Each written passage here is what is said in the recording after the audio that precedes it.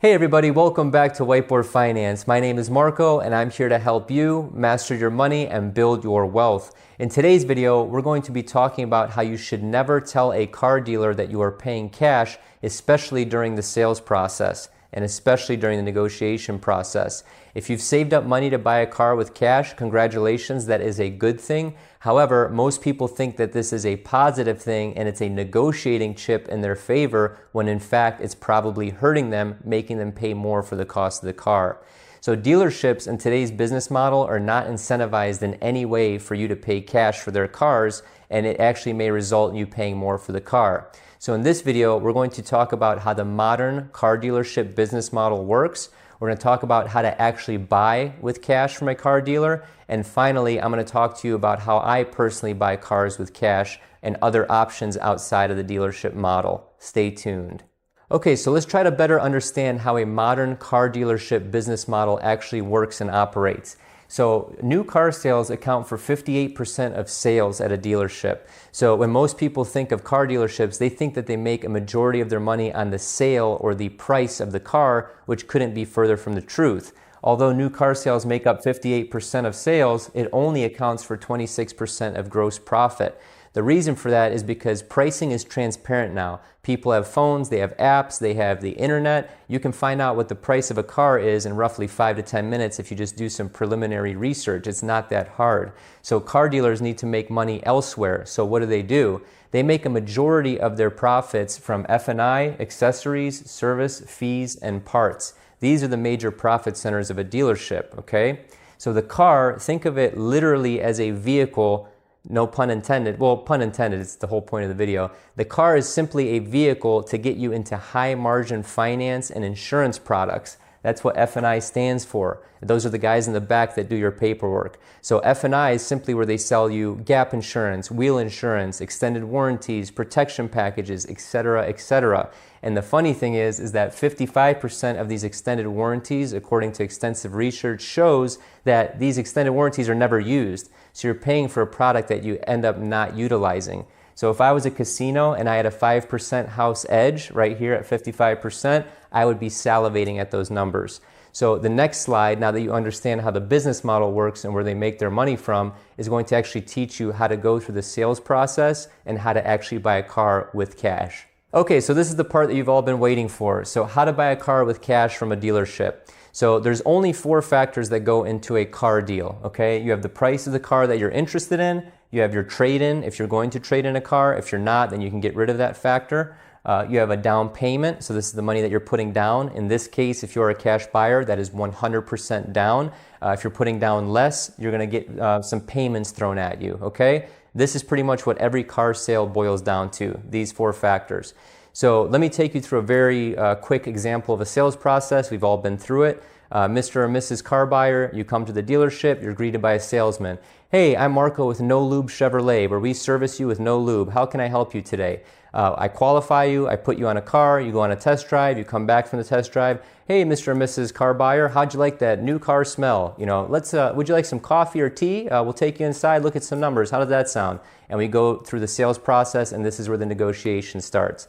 Most people that are cash buyers shoot themselves in the foot at this step right here.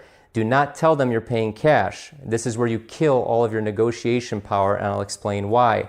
So dealerships are incentivized. Remember, the new business model, where does 74% of their revenue come from outside of the sale of the car? It's from F&I and other things, service packages, accessories, etc., etc. The way that dealerships make money is by literally becoming the bank. So they can either be their own lender or they can shop out your profile and your credit score to all the different lenders in their network, and they can probably get you a pretty good score. However, this is where they make money, and this is where you have more room, and number 1, to negotiate on price. You lead them to believe that you are financing with them, okay? Just pretend that you're not a cash buyer, you're putting down 10, 15%, I don't know, make up a number.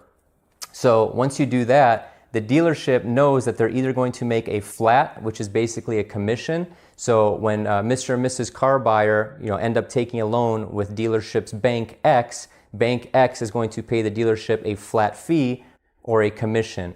Or the other way that dealerships make money through financing is through loans, is through points or financial reserve. So basically all this is that you qualify for a buy rate. Say you're an 800 credit score, the loan is going to be 4%, right?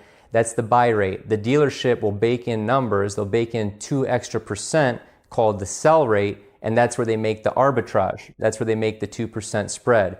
So for quick math, if you took out a $20,000 loan, financed at 60 months at 4%, and they get it to you at 6%, that 2% difference is worth $1,033 over the course of that loan in spread. So now you can see where the dealership would be more willing to negotiate on price is because they're making money here on the payments. Make sense? So now you're probably asking yourself, well, Marco, you know, I don't want a loan. What does all this lead to? I thought the point of this was to buy the car with cash. Yes, so when you go into the back office in F&I, okay, where they sell you the gap insurance, the wheel insurance, all that good stuff, that's actually where you find the sheet and you basically break down every single one of the costs, okay? And we'll get into that right here. Okay, so this is where the rubber meets the road in the video. This is what you're going to do in the back office. So you are taking out a loan from either the dealer themselves, someone part of their network, or actually the manufacturer's financing arm. So like Lexus Financial, GM Financial, et cetera, et cetera. The reason you are doing this, as mentioned earlier in the video, is because you're going to beat them up on price. Once you finish the sales negotiation on the floor with the salesman, you're going to be in the back office and they're going to present to you your final numbers, okay? So typically what this looks like is you're going to see retail price. This car was $32,997.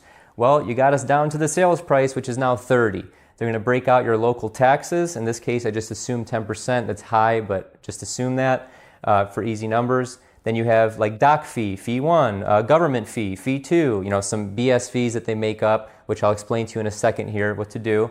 You have GAP, which they're going to build into this, GAP insurance, and then accessories and service packages, things like that. I just ran out of room on the whiteboard.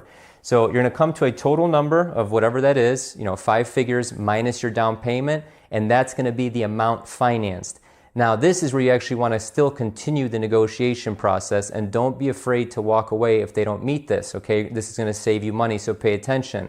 So since you're taking out the loan, first and foremost, you need to understand if this loan has an early prepayment penalty. If it does, then what I'm explaining is not going to work. It's not worth the effort. If it doesn't, which most loans shouldn't have an early prepayment penalty, then you just save yourself a bunch of money and you can send me a commission check in the mail if you want to. Just kidding, not really. All right, so what happens is once they break all this down, you're going to say, oh, doc fee, $500, no thanks, I'm crossing that out. Government BS fee, no thanks, I'm crossing that out. GAP, I don't need it. I'm just saying for this example, if you want GAP, use it, whatever, I don't care. Accessories, I don't need it unless you want it. Then you have them redo the price. They're going to say, oh, this doc fee, that's state mandated. If I charge you X, I have to charge everyone else X. Otherwise, I'll lose my license, blah, blah, blah, blah, blah. Well, guess what? For all the big brain people in the comments that are going to leave a negative comment, this is just a negotiation chip, okay? You don't have to knock this out. All you do is you take this $500 and you take it off the price of the car. You say, okay, I'll pay the $500 fee if you charge me $29,500 for the car. Does that make sense? So you're just buying yourself more negotiation power. And if they say, no, I can't do that, you know what you say? Thanks, Mr. F&I, have a great day. And you walk away with a smile on your face and you drive off into the sunset. I'm just kidding. But anyway, you're buying yourself more negotiation power. So you're still going to end up paying for the sales price of the car. You're still going to pay the same tax that you would have paid. You may buy yourself some negotiation power with these BS fees. You're not going to pay this stuff. You have them redo the total. You put down whatever you said you're going to put down, and this is the point of the video.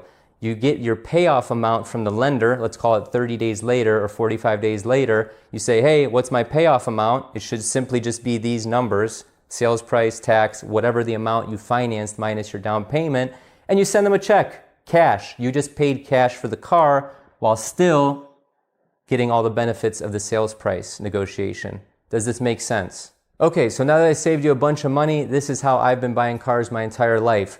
My parents are immigrants. We don't buy new cars. I've never bought a new car, probably never will. I don't lease cars. I own a business. Maybe leasing makes sense to save me some money as a write-off. I don't care. I don't even play those games. I buy cars with cash from private parties, okay?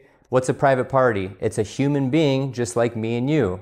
Are there shady people that exist? Yes. Are there good people that exist? Yes. Are there rich people who maintain the crap out of the car, made it pristine, and serviced it at every single service interval, took the depreciation hit, the maintenance hit, and now they're selling it to you for cheap with no fees that a dealer would charge you? Yes, those people exist too, and that's how I buy cars. I buy cars off of forums. I buy cars off of Craigslist. I buy cars off of private parties who have well maintained the car and have all the service documents and everything. And I'm also mechanically inclined, so that helps too. So is my dad. So my point is, I've broke even or made money on most of the cars that I've owned. I've only lost money on a couple cars that I've owned. I buy cars that have high demand, low supply, typically enthusiast cars. I drive them for a little bit, sell them, make money or break even, okay? This is why I've never had a car payment my entire life. So let me elaborate on these two very quickly, because I know people in the comments are, oh, I don't have a mechanic, I'm not mechanically savvy, I'm gonna get taken advantage of. Just use some common sense, dude. If you're pulling up to a beautiful residential development, the guy lives in a $500,000 house or a McMansion or whatever you wanna call it, he probably took good care of the car, okay? And you check it out and inspect it. Just use common sense. So what I do is I go to forums. If I'm looking at a Volkswagen Touareg, which is not made anymore, I'll go to Volkswagen Touareg forums. If I'm looking at a Porsche Cayenne diesel 6-speed manual, which they're not making anymore, I'm going to go to a Porsche forums, Rennlist. I may go to Craigslist. I may set up an automatic search so when certain words meet my criteria, I get emailed and you can see if the car is in good shape or not. So this part of the video probably resonates with maybe 5% of the people watching the video, but this is the best way to buy a car. You avoid all the dealership fees, you avoid all the sleazy salesmen, you avoid all the headache of going through the dealership process. You're simply dealing with another human being.